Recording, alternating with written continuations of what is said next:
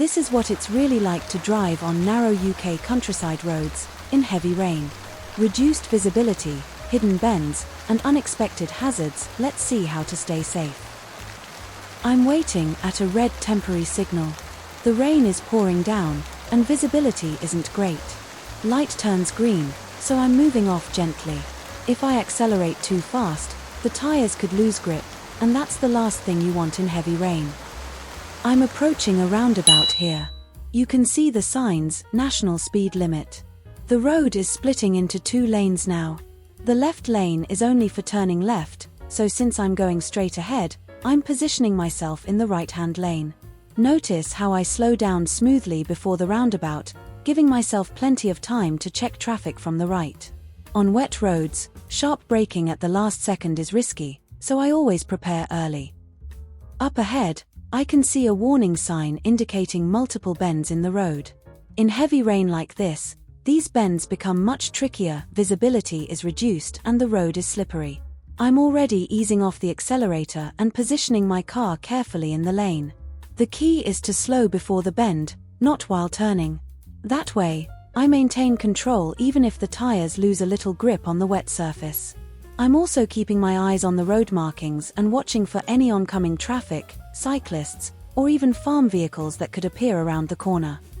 I'm also keeping a careful eye on the roadside for puddles, fallen branches, or other hazards that could appear unexpectedly.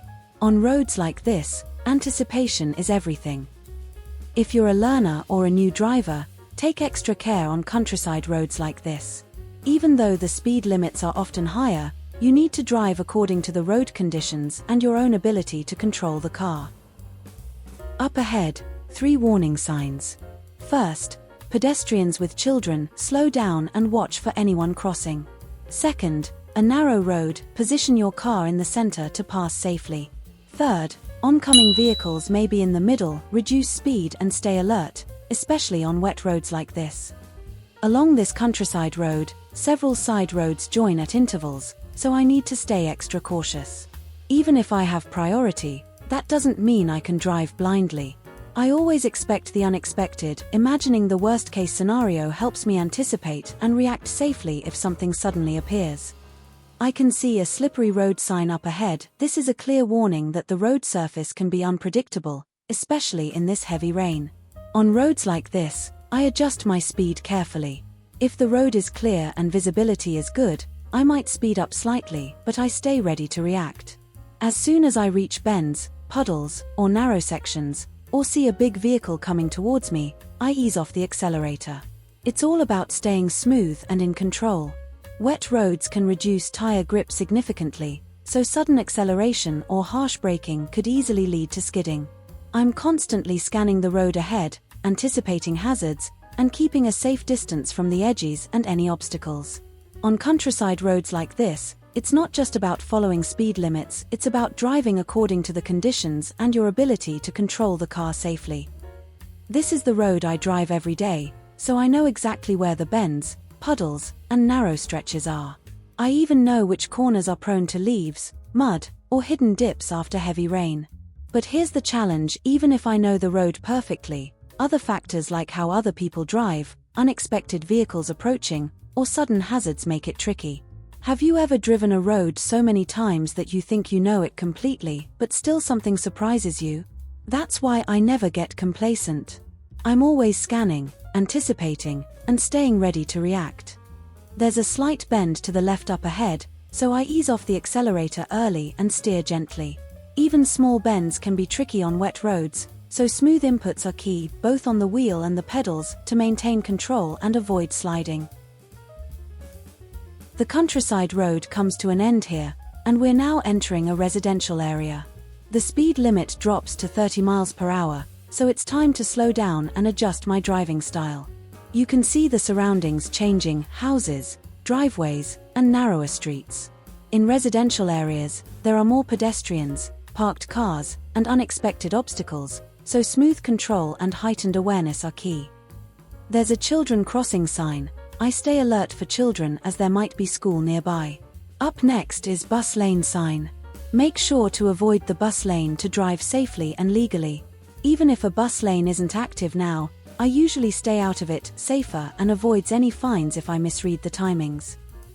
I can see vehicles parked along the left-hand lane, so I need to be extra cautious.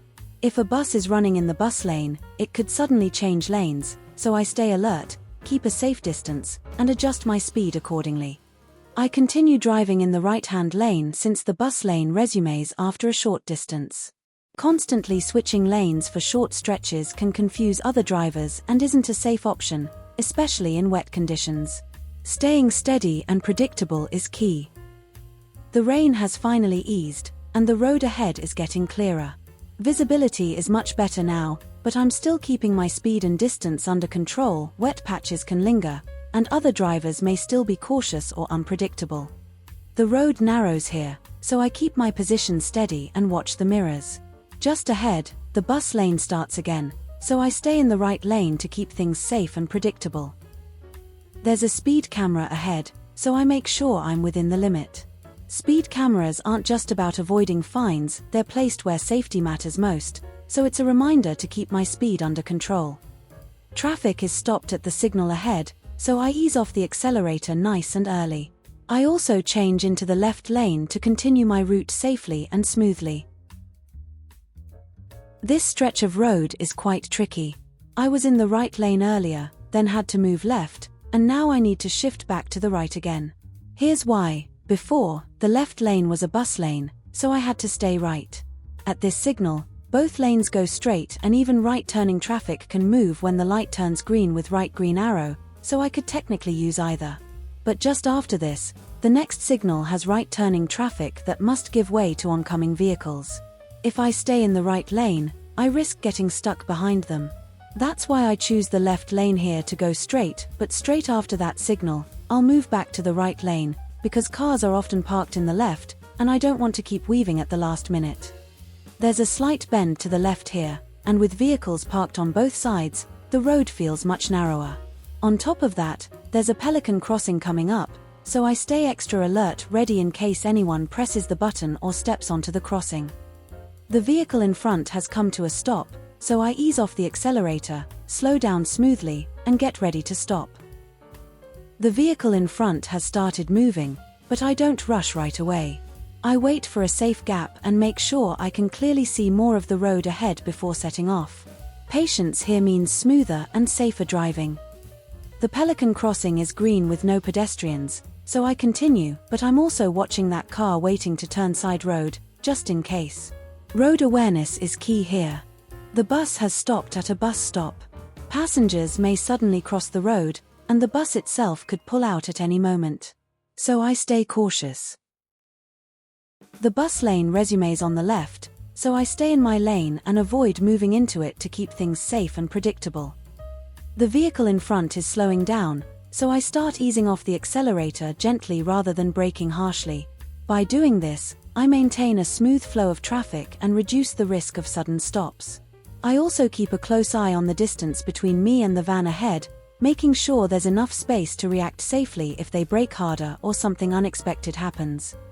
After slowing down, I move into the left lane, which is for left turns. The bus lane has ended at this point, so I no longer need to worry about avoiding it.